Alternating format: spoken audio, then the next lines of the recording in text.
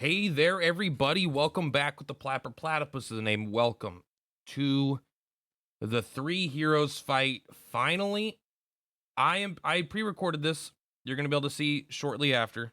I think the inorganic sword is still the best, and I actually See, there's my voice. You guys can hear it. I'm gonna mute it though, but you can see this is my video. This is not stolen from anybody. Actually, you know what? I just should have done Dragon Quest Intermezzo. And we click this, it is over 7 minutes, 4 to 20 minutes, open. How's this work? Hey, that's a pleasant one. All right, just so we have some background music, all right? So, three hero fight. This fight's fucking hard. You can see my team on the left side of the screen here. This is all the equipment and shit I used. Yeah, there is 2 S units here. I don't like using S units in content, but you might, like, if you have like a, you might be able to get away without Emperor Slime. I never used Cheer in the entire fight. All I used was multi-heal, which multi-heal was very good. But you might be able to get away with something else, like a different kind of heal. It would be tough. I think that I can't with the layout that I'm using. But point is, White King, I don't think there's a good replacement for. He's the best whoosh user. You need a lot of whoosh. I feel like this fight is almost unwinnable without White King with some juice behind him. Now, keep in mind, my start of this event, mine was at level 80. Level 90. S4 and only 1 awakening. And I'm still at 1 awakening, but I did get him up to S5. All right, so let's jump right into the fight. Why am I even on this screen right now? So I don't miss anything, I suppose.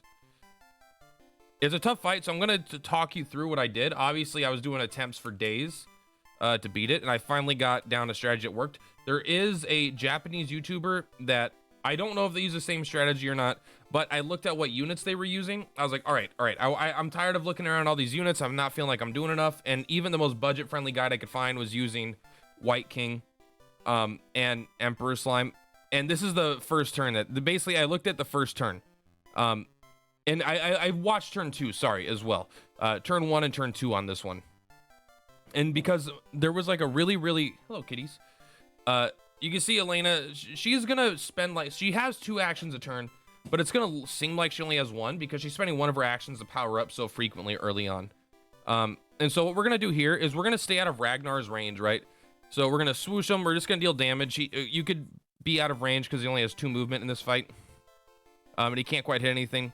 We're actually gonna, instead of going up there, our goal is gonna be to bring this Ragnar down all the way to the bottom. That way he's out of range of Kirill. And Kirill can't help him, right? So he's gonna come up. And so this is something that's actually really important. When White King comes up, you do not want to cuss swoosh him.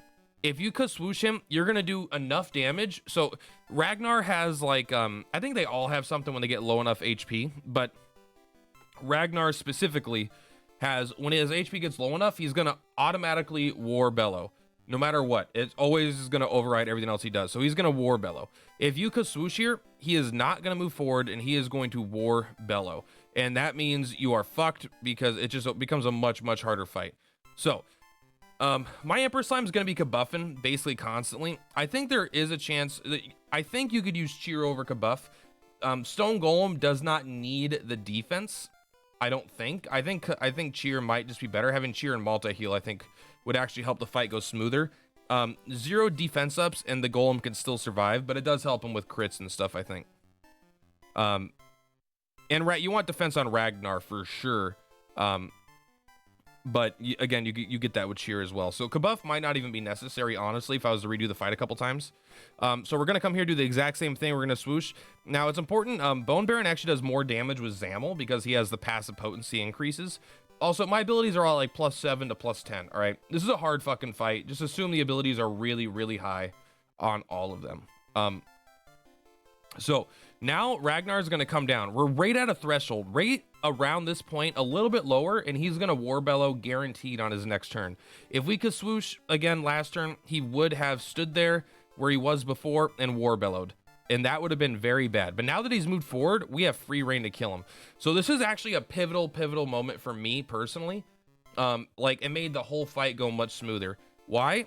Is I decided to move, instead of going up 2 spaces and attacking him like I would normally, I actually decided to come over here. smack him. There we go. I was like, all right, was this the wrong run? No, this is the right run. But I basically decided to come over here, and I'm not gonna even lie to you. I don't even remember why it's such a good move right at this point. We're gonna see it as it unfolds. But I remember like moving here. I'm like, this is it. This is like changed the fucking game.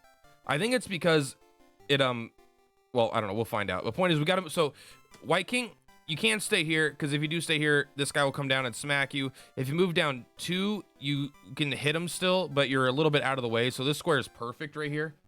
Because he's out of range of all the attacks because this is here protecting him. So this guy can't move over and attack down with the Uber Slash.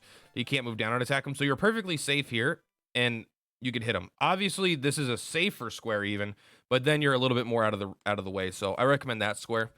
Because swoosh +9, yeah, hitting for 823. No fucking joke. Has that already been 7 minutes? Jesus. Oh, it's only a 5-minute video.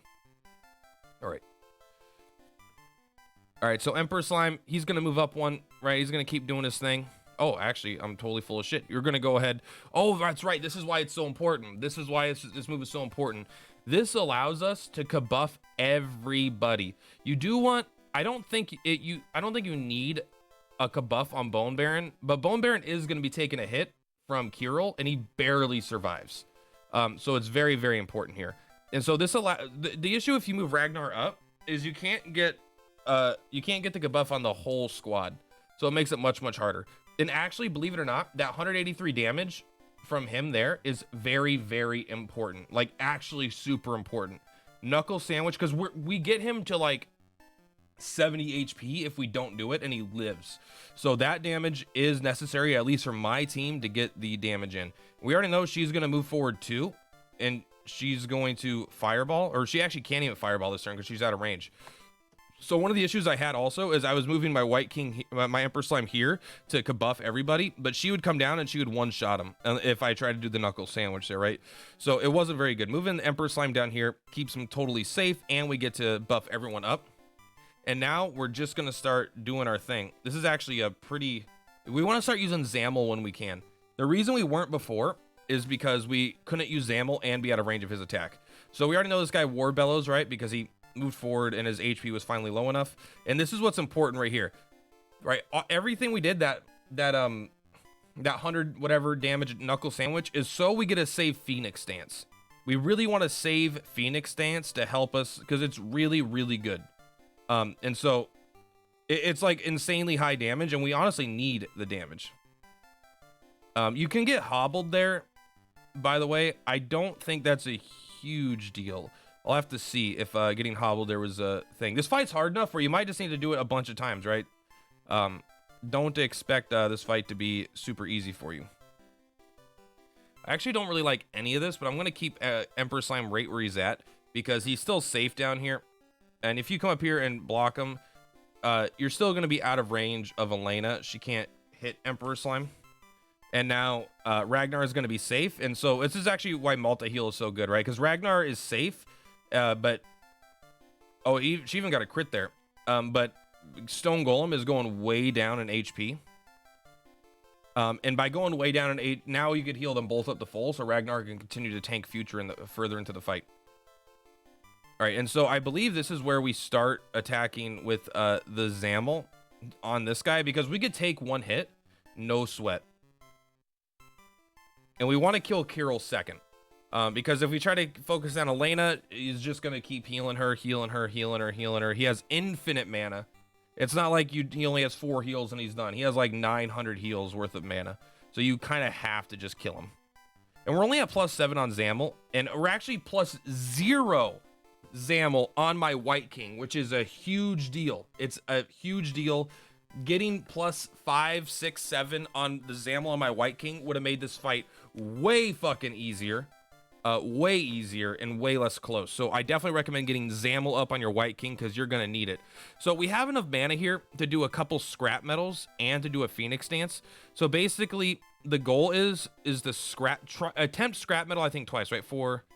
It'd be 101. Okay, maybe we could try to scrap metal like 3 times to lower the defense on her, and then we could try to use a Phoenix Dance to get extra damage. But like there's no reason to Phoenix Dance early, right? So he used his ultimate there. This Bone Baron is there specifically to survive that, because if he uses it on, if we don't have defense 3 on, I think Stone Golem and Ragnar, I think he could die to that attack. Actually, she did get a crit though, so that obviously is part of it. So we are gonna keep Kaswooshin because this does 823 damage, an absolute fucking monster.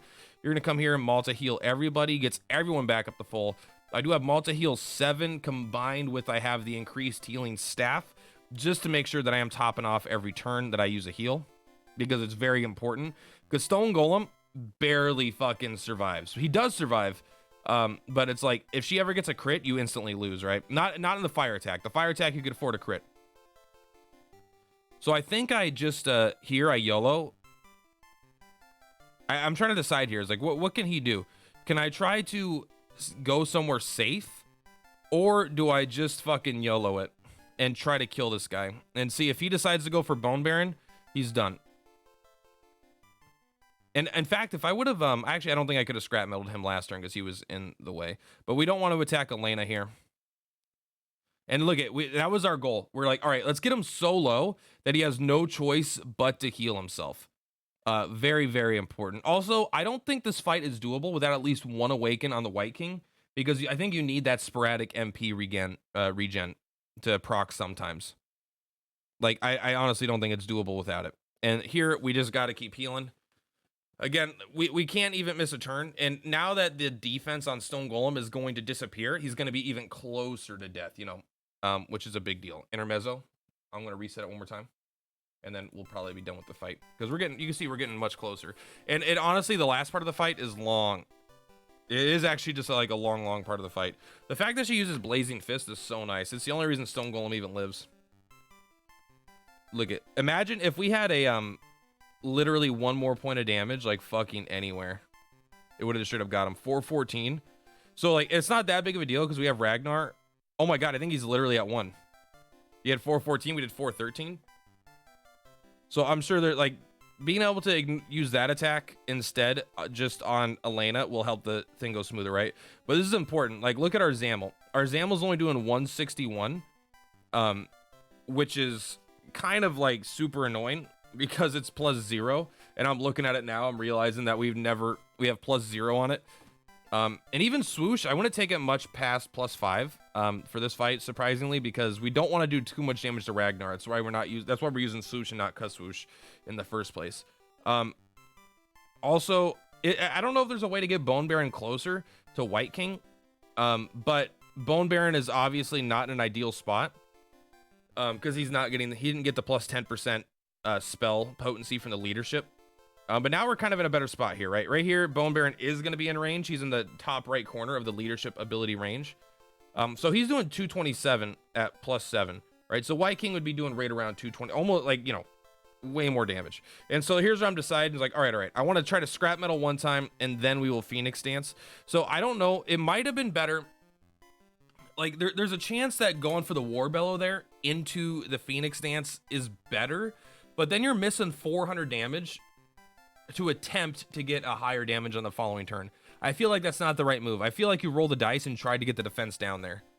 But yeah, Bone Baron's doing like 240 or something, 230 or something. How much are we doing? Like 120? Just start smacking. 161. Okay, so we could do like an extra 60 damage in attack. So imagine if we hit 4 times with it, well, that'd be like 240 damage or something, right? Like, that is a big deal in this fight. Like a huge deal, actually. And so Elena's kind of stuck in her dumb little AI thing. She's going to because she can't reach anything, she can't reach Bone Baron in one move, even though she could use 2 moves to get over there and hit him. She's going to just keep using, because she doesn't want to waste a turn, right? And her AI doesn't want to keep moving over. And so I'm trying to like, oh, can I get Bone Baron in the leadership ability? And then I'm realizing like, oh shit, wait, he is in the leadership ability in that top right corner. So it actually works out fucking perfectly for the end part of this fight. And again, if you get this ability to +8 on Bone Baron, I actually think, and obviously increase the other one here, but if we got +8 on Bone Baron on this ability, it would give, Kirill would have died an attack sooner, and we'd be 1 extra auto attack on Ragnar. It probably would end up being an auto attack. It's not that big of a deal because he runs out of mana. Oh, it's interesting that I did the Phoenix Dance there. Yeah, I'm surprised I didn't go, oh, no. yeah, I don't know. I have to see my MP. I assume my MP is out, and that's why I Phoenix Dance there. That way I couldn't scrap metal and Phoenix Dance at the same time. So we are gonna start knuckle sandwiching, right? As soon as Emperor Slime is out of mana, we're just like, then it's like, hey, because this is a DPS race right now, right? So you can't get through us, but we're trying to DPS her down before our resources are completely ran out. If Bone Baron ever dies, like obviously he's doing almost all the damage right now. Now that Ragnar's out of MP as well, right? Ragnar is now just auto attacking, and she's got 93 turns of spell resist, so you know that's not too bad. That's quite a bit. And so we're gonna just start. We're gonna get to the point. We're gonna start fucking sacrificing, and we might even need another sporadic MP regen. I think we do in order to get enough MP. But again, if you have another Awaken on your White King, he'll have just more MP in general than mine does. And if you level up Zamel, I think the MP cost goes down. Maybe it's not. Maybe it's just damage up. But again, both these things will help him conserve mana. So you may not need to rely on as much RNG as I have. Oh, that's right. She wastes a turn here. She does a great fireball. So when she gets really low, like 25%, 35%, something like that, she's going to great fireball, which is like super weak, which is awesome. The fact that these guys each have 2 movement is actually like the saving grace of the whole fight, because they're too dumb to go fight Bone Baron. Now, Bone Baron is a trooper in this fight. You probably could, there are probably other units you could use. Yeah, or just attack him with White King at this point. You do have one more multi-heal. I don't think using on Bone Baron makes any sense. You might, I was probably considering using a cheer on Ragnar instead. But I don't think that's the way to go. But you probably could use someone besides Bone Baron. That's another good Zamel user. There is a C Zamel user that could do just as much damage as Bone Baron, a C tier. He looks like Belith, but he's not Belith.